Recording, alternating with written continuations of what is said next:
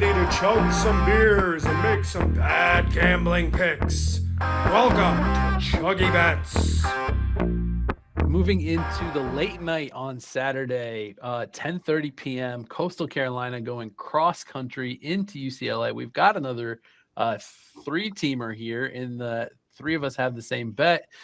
We are taking the points with Coastal Carolina. I cannot believe that Danny is the one here that is not on this. So, Sunshine, why don't you kick us off and tell everybody why they should take Coastal plus the 14.5? Coastal Carolina's been building a team like past 2 years or since COVID, man. They've got a strong squad out there, and like teams just don't build up and then go away. Like I was a little shocked that they bought their quarterback to come back, so yeah, he's still there. McCall's still there. So you got the last name right. I almost called him Allen on purpose just to stick with the character, but it would have been funnier. I mean, Coastal Carolina's better than that. I was a little shocked that line was so far. UCLA's not terrible. I don't know. I didn't say UCLA was terrible. I said Coastal Carolina was better than that. I almost took this line because basically McCall is healthy early in the season, and Coastal Carolina, like when he plays, they're significantly better. And this line looks pretty accurate based on the prior year, right?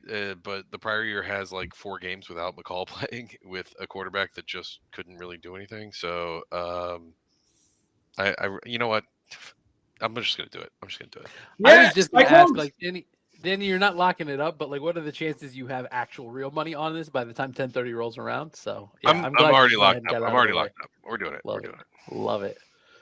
Yeah, to Danny's point, Coastal Carolina spent the money to keep McCall. Right, they really did. He wanted to leave, and they invested in him. I don't think he wanted to leave. I think he just wanted to get paid. Yeah, who doesn't? And he thought he needed to leave to do it. He had two basically opportunity. There were 2 schools out there that had offers. One was a decent money offer, and another was a bigger school that I don't think they were offering money, but it was like a higher profile that he could have had a better chance to get to the NFL. And he ended up Coastal matched the other money or whatever, so he ended up staying there. So, did you guys see Chip Kelly talk about his first game? This is a crazy idea. This is the first game at UCLA where DTR is not his quarterback, and he was saying like these like adorably sweet things about how it's going to be hard for him to move on from DTR. I was like, oh. It's an incredibly decent thing. I don't know. Has UCLA named a quarterback? I know they rated a bunch of places. They got like 3 transfers in. They also have Dante Moore, who's going to be fucking awesome, the freshman. I do think they're going to be good. I like UCLA this year because they're really good on the line. And Chip Kelly is like he's like Gus Malzahn. He doesn't need a throwing quarterback to be great. It's just like a luxury to him. But I like 14.5. That's too many points. Too many points. Feels like an over game too. Love it. Speaking of DTR, I saw a stat today that DTR and Trey Lance were actually in the same high school recruiting class. And Trey Lance is now on to his second NFL team, and DTR is in his first preseason, which is just kind of crazy. It's wild. All right. That wraps it up for us for Saturday. But luckily this weekend, because the NFL hasn't started yet, we do get Sunday and Monday games, and we've got plays on all of them for you. So first we've got Northwestern going into Rutgers. I have a lean here, but I haven't had the stones to actually play it yet. I cannot believe that this is a standalone game. It will be the only game on your televisions at noon on Sunday. Matt, you had the stones to pull the trigger, so why don't you tell the people what we're going with? Yeah, I'm going to take Northwestern +6. This is the worst. This is like the worst outcome for me. Rutgers is really bad. I think Greg Schiano is building a better program, but they're not going to be particularly good. I think you got to take the points with Northwestern. It's too many points, and I fucking hate it. I hate saying it. Do you feel like somebody in New Jersey just got like the schedule wrong when they were booking this game, and they were like, they're like, oh, we have Monday off, so they thought that was Sunday, so they made the game. Yeah, probably. It just feels like this is totally like in the wrong spot, right? They should have buried this somewhere. The advanced numbers say this is like a 3-point game, and I just don't like it. Don't like it at all. But this will be the one Northwestern wins. Yeah, I put out a TikTok about this earlier today. My numbers say to take Northwestern. I have not gotten the Stones to do it yet. If it hits 7, I probably will have to. I don't know if it'll hit 7, but if it does, I probably will hit that. But this is built in. You know what the crazy part is, Andy? This is built in with all the Northwestern bullshit. Like, that's taking in Pat Fitzgerald being gone, everyone leaving. That's a terrifying line. And everything says you should still take Northwestern. It's not good. Not a good feeling at all. Yeah. But, hey, here's a fun fact. Maybe they'll get their first win in the United States in over 670 days. That's there fun. You go. Way to go, Northwestern.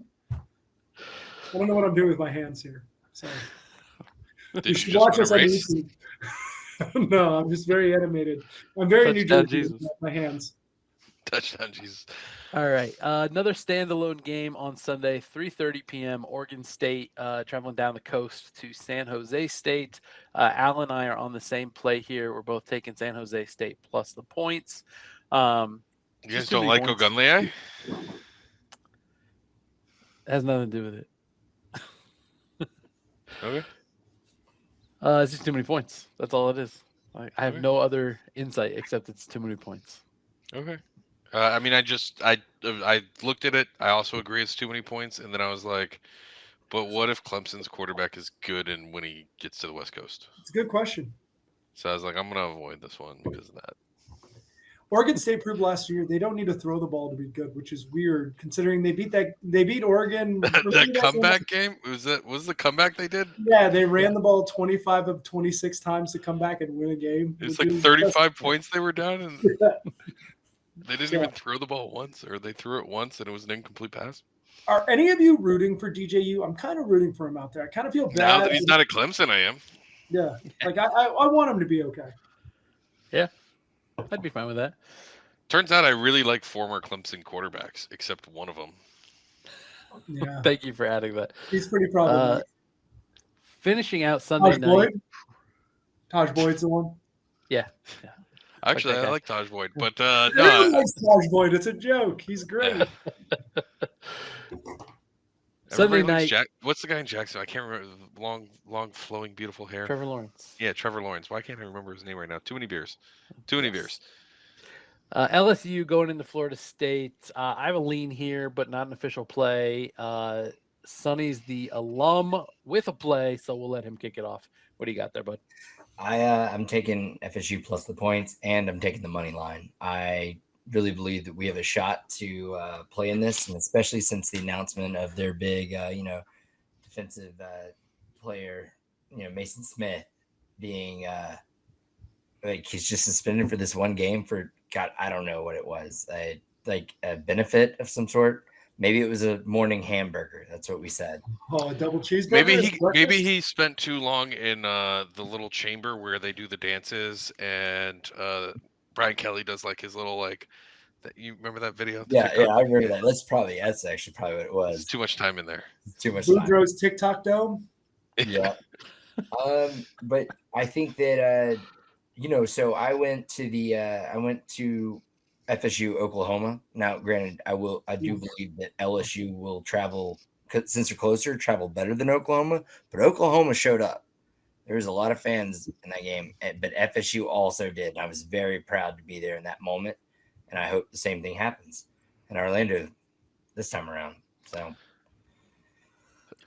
look, Oklahoma was a very well-traveled team last year, but not a very good team last year. And maybe LSU can do the same.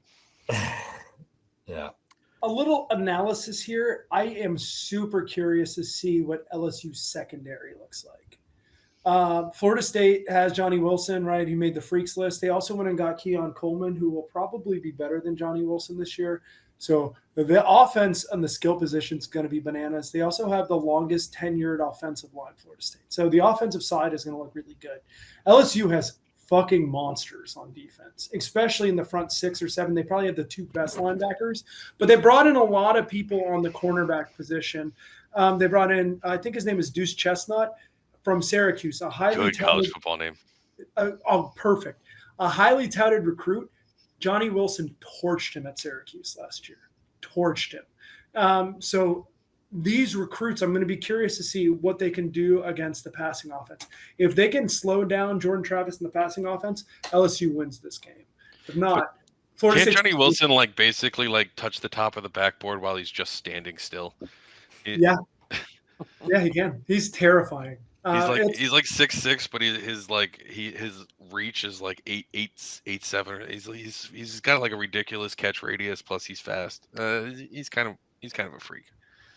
I think people are really buying in the LSU Heisman hype, right? And what's his name? Jaden Daniels. I always get it mixed up. Jaden Daniels, he's good, but I also don't think he's marketably better than Jordan Travis.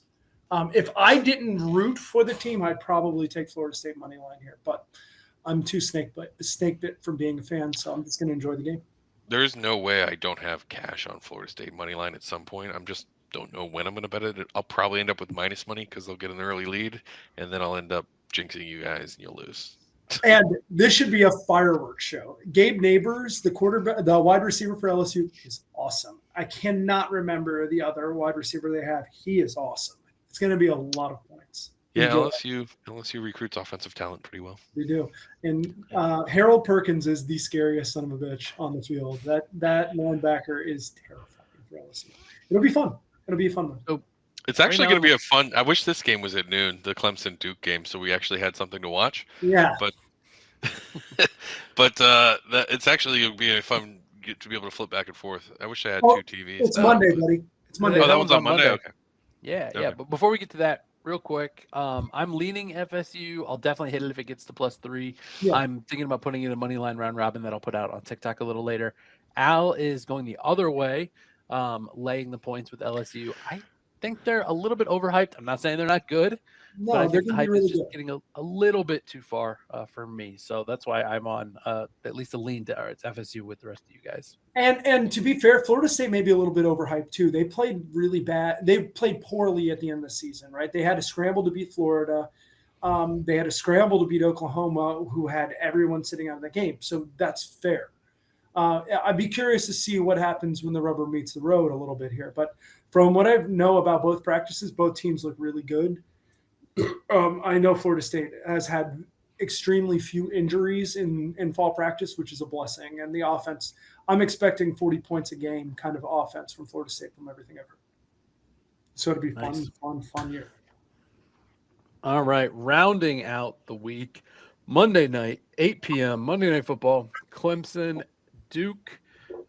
Sonny, you're the only one with an official play here, so why don't you kick us off? I think that Clemson is I think that last year they had some identity crisis in their season. They maybe forgot who they were. I think that they come back out and they're going to I think they're going to overpower Duke. I think they're going to really bring it out. I mean, and I'm not saying that Duke's bad. I just don't know that much about them. And generally, Duke isn't fantastic. Duke's pretty good. Yeah. Last year, Duke got off to a crazy hot start, got way overhyped, and then we made a ton of money fading them down the stretch, which was amazing. I think it's almost flipped now, where people are a little too low on Duke because of how bad they were down the stretch. At 13, it's a no play for me. But if it gets to 14, I'm definitely playing Duke. To me, this is a similar situation to Penn State. Both situations were the incumbent quarterback last year, the fans wanted him gone, and they wanted the backup in, and both coaches wouldn't do it. And to me, it comes down to why would the coach not do it? If it was loyalty to the starter and the backup is actually going to be really good when they start this year, both of those teams will be fantastic. But if those coaches saw something and were like, he's not ready. Like, fans, we know you think he is, but he's not. It could be a different story. So that's what I'm hoping for, that Clemson will, Cade Klubnik is not the guy. And if it gets 14, I'm betting Duke. Klubnik had a really Jekyll and Hyde performances when he played. He did. He had one really good game and one really bad game. So chances are that's what he's going to be for his career. I'm avoiding this game because I don't know if you're going to get Jekyll or Hyde in this first game. Honestly, everyone's sleeping on Riley Leonard. Duke's quarterback good. The dude was really Yeah, good he's good. last year. He was not the problem in any of the Duke games that they were starting to lose. I like Riley Leonard. I think Mike Elko's done an awesome job at Duke. Is it sustainable? I don't know. It seems like a really tough job to win at, but I don't have a play in this. I'm actually going to enjoy watching this one. Can't wait. I really despise Clemson, and so I have to bet this. I guarantee that I watch it. Fair enough. Not really, but like. Wait, are you on Clemson or Duke? No, Clemson. I'm not Clemson. I think that Clemson will run away with it. Yeah. So you're betting on the team you hate. I do that sometimes, but hey, look, it's a win. If I lose, they lose. Hey. If not, you get a close game. Yeah, it's fun. It's a fun investment. Yeah. I like that. Do we have a chuggy bet? Do you want to do a chuggy bet on this? Like our favorite bet from like all of this? Yeah, absolutely. I can start us off if you'd like. I would like to take Louisville laying the 8. It's a good one. Mine's easy. I know mine. It's Ball State. I really like that line over Kentucky. I don't think Kentucky's going to blow them out. I'm gonna bet Florida State as my chuggy bet because if they lose, I'm chugging anyway. You know, like it. All right. Al obviously had to drop, so he's not going to have one. Give me 1 second. Oh, Al's chuggy bet's Miami. Just give him Miami. Fair enough. He was very confident about that. All right. I am going to take North Texas +7 at home playing Cal. I like that one. I hate that one personally, but I like it. That's good. All right. So that takes us through all the games. Anybody have anything they want to add before we wrap up here? Quick question, Sunshine. When you watch a game like this, a big matchup, do you feel happy the game starts? Do you feel anxiety? Like when Florida State plays LSU, like say 6:30 is there. What are your emotions in that moment? I'm generally pretty excited. Like I'm like giddy, like excited, and then when kickoff, I'm just worried like hell. Yeah, it's a miserable experience. Yeah, right? Yeah. I'm just like you're so excited, and like if we're not blowing the team out, which we won't. No, like, I'll be like.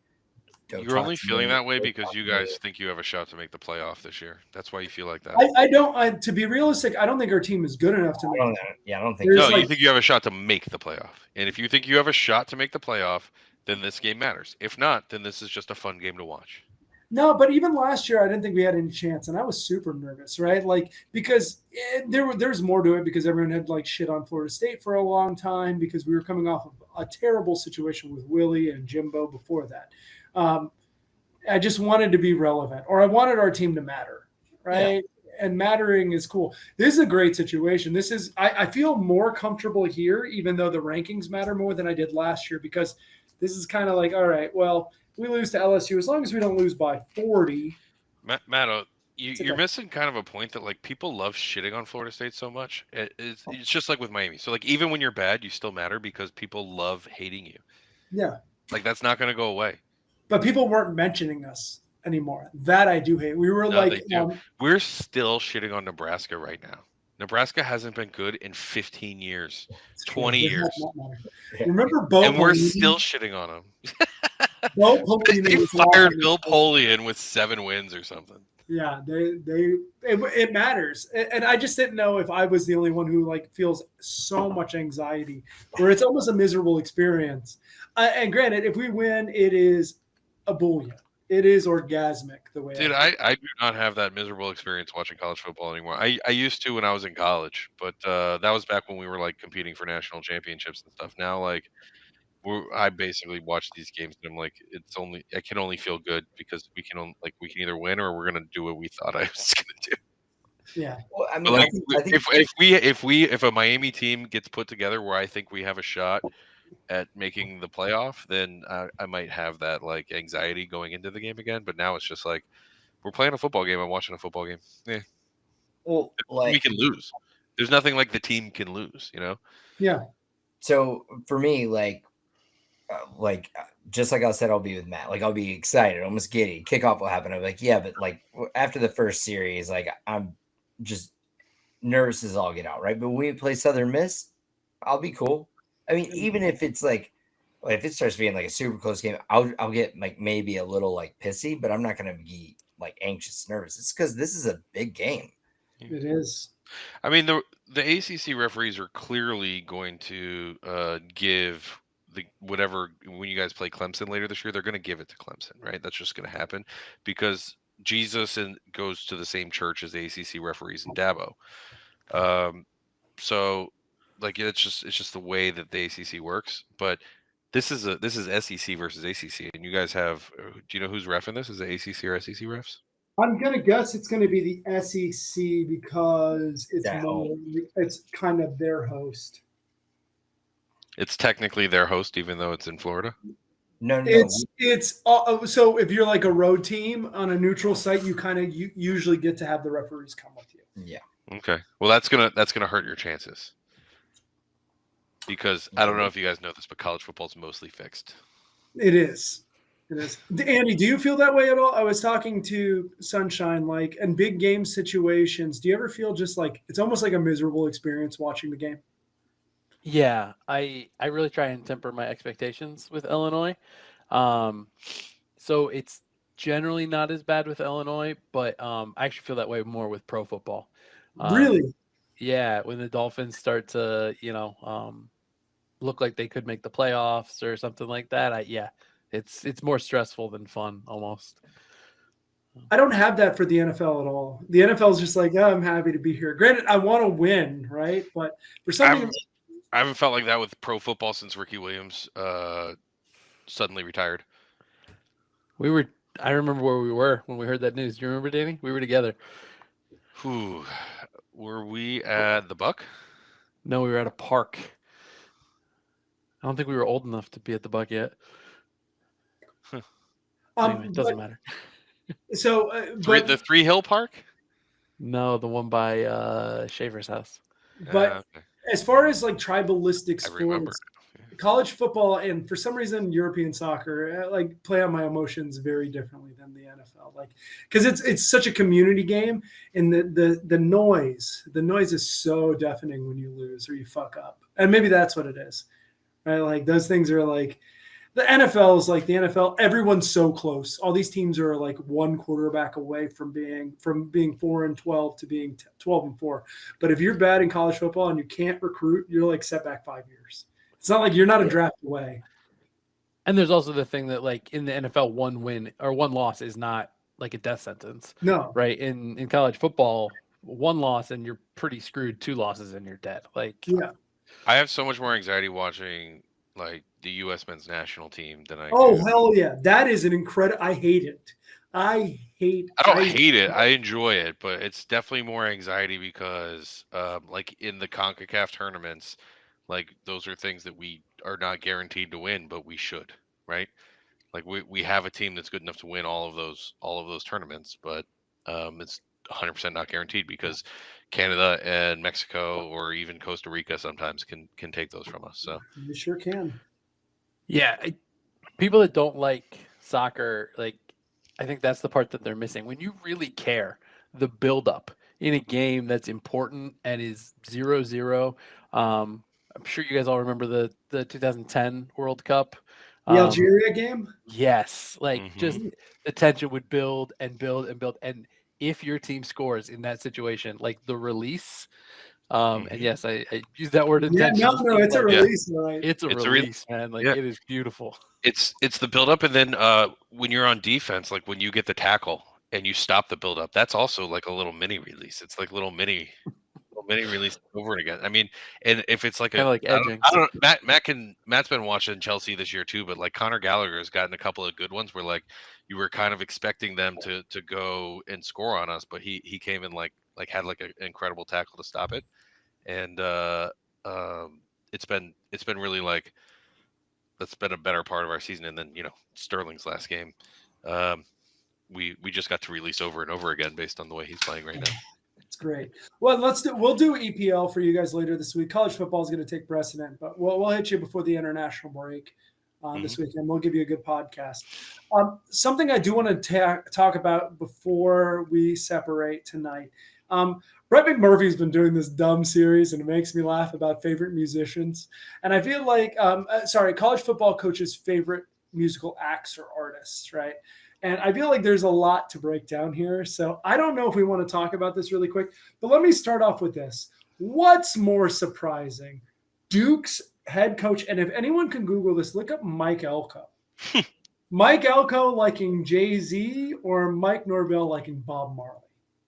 Mike Norvell liking Bob Marley is not a surprise at all. He had cornrows when he was a wide receiver. So, yeah, he smokes weed for sure, right? Like, I'm sure he can't legally smoke weed, but he smokes weed for sure. They're in Florida, man. I'm sure he's got a prescription. He probably walked into one of them doctor's offices and told him how he has crazy anxiety and needs to help sleep. Yeah, it's a tough job. Being a college coach sucks. Cristobal Guns N' Roses is so fitting. He is such a. I'm not surprised by that at the least. Like, not even a little bit. Narduzzi, AC/DC, Narduzzi, AC/DC, Cristobal Guns N' Roses. It's just like they're just playing to their personality. It's so perfect. I think Jeff Brom, LL Cool J is the most surprising one. That is fucking shocking. No one likes LL Cool J that much. Not even LL Cool J. Like the ladies do. Oh, they do. They love Cool James, but the ladies do love Cool J. My favorite up here is Brent Keat. He's 46 years old. His favorite artist being Jimmy Buffett. What is the minimum age of someone whose favorite artist is Jimmy 46 Buffett? years old. 60 years old. I don't know. He's clearly the youngest person who's. Were his parents 95 years old? Like when they had him, there's no fucking way that he likes Jimmy Buffett that much. If not, he's just the least cool person I know. My parents love Jimmy Buffett. My dad loves him. My dad is 67 years old. He's right in the wheelhouse. So Mac Brown's like pushing 80, right? That shit's cool. I like that answer. No, Mac Brown is definitely playing to his base, right? Yeah. Eric Church is like from North Carolina. He went to one of the North Carolina schools. I want to say it was Coastal, but he was on one of the sports teams at one of them, and wrote a song about it. But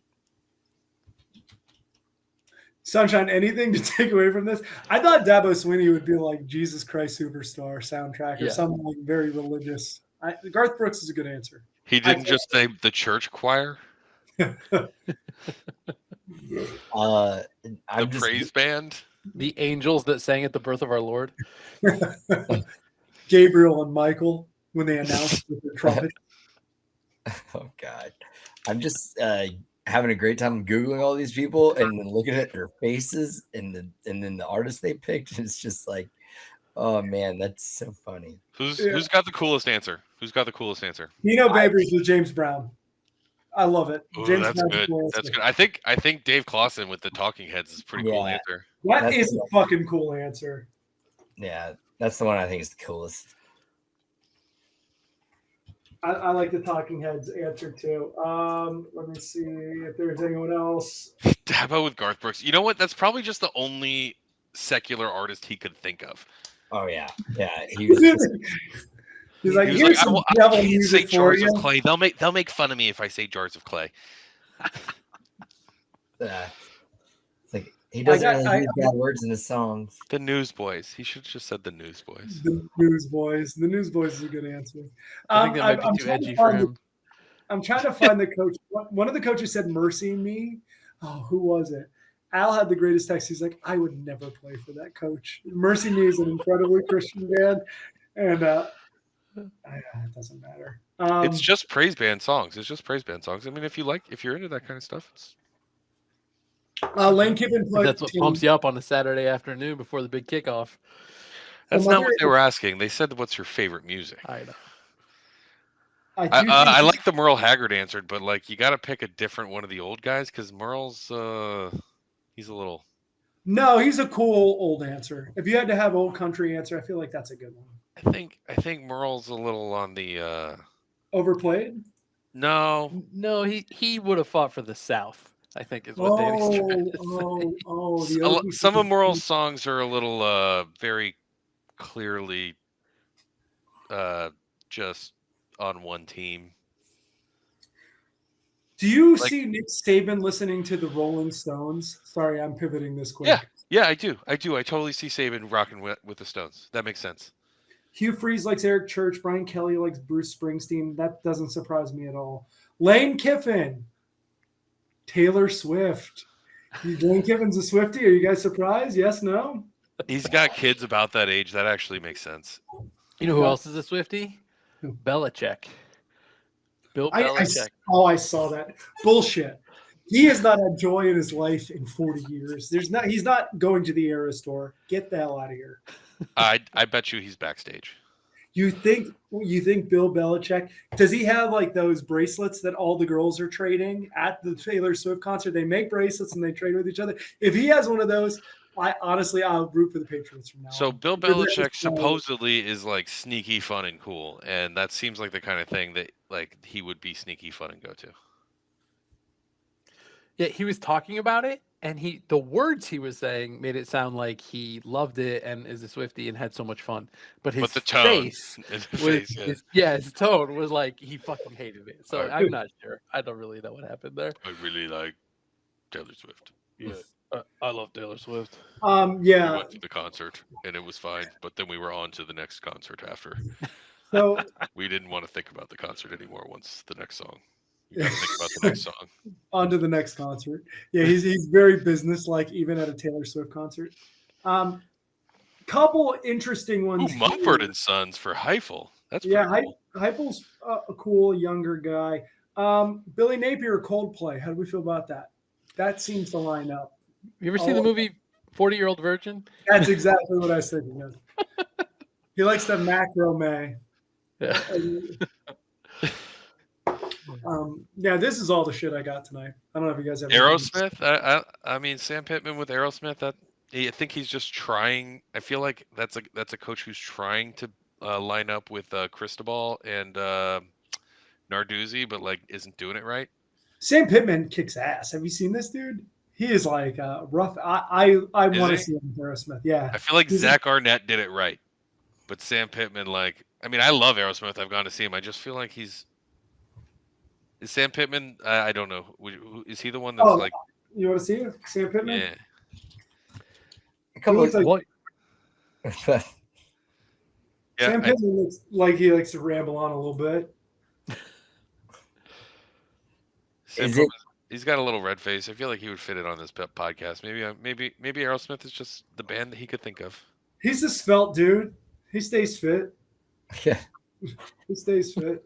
Is it a coincidence that Saban and Fisher had the same favorite band? Good question. You're asking the important questions. Do you think Jimbo never had an original idea? He just stole everything from Nick Saban? I love it. All right. It's been 70 minutes. This was All supposed right. to be. We should have cut out earlier. We should not have talked about the musical artist. Everyone should listen to the end, though. This is the good stuff. Thanks for hanging out with us, everybody. Like, follow, subscribe. Check out our TikTok. Check out our Instagram. We say this every week, but this time it's actually true. We've been putting out a ton of TikTok content. Follow us there. We'll put out money line plays. We'll put out any lines that move before the end of the week. So follow us everywhere and tell a friend. We're trying to grow this year. So, Good night, Joey. good night, Cactus. Good night, Ken. Night, guys.